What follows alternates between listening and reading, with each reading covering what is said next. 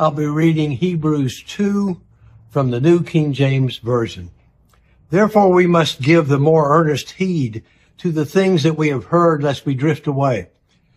For if the word spoken through angels proved steadfast, and every transgression and disobedience received a just reward, how shall we escape if we neglect so great a salvation, which at the first began to be spoken by the Lord, and was confirmed to us by those who heard him? God also bearing witness both with signs and wonders, with various miracles and gifts of the Holy Spirit, according to his own will.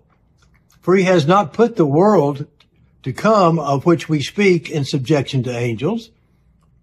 But one testified in a certain place, saying, What is man that you are mindful of him, or the son of man that you take care of him?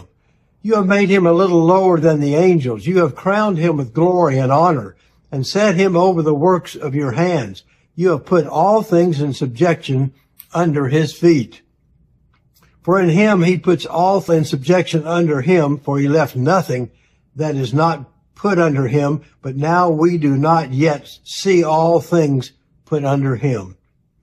But we see Jesus, who was made a little lower than the angels for the suffering of death, crowned with glory and honor, that he, by the grace of God, might taste death for every one.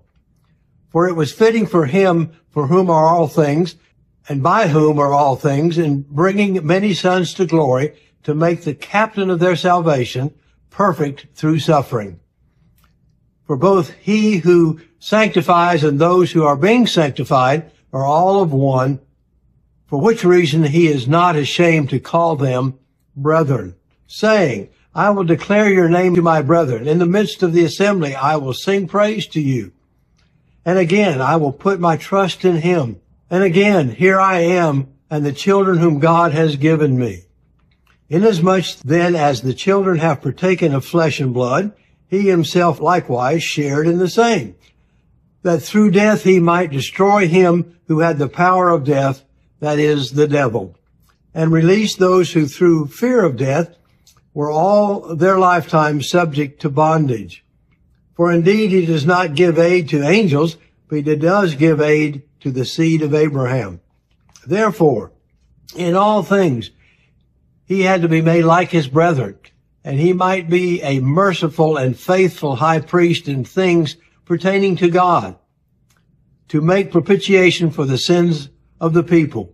For in that he himself has suffered, being tempted, he is able to aid those who are tempted.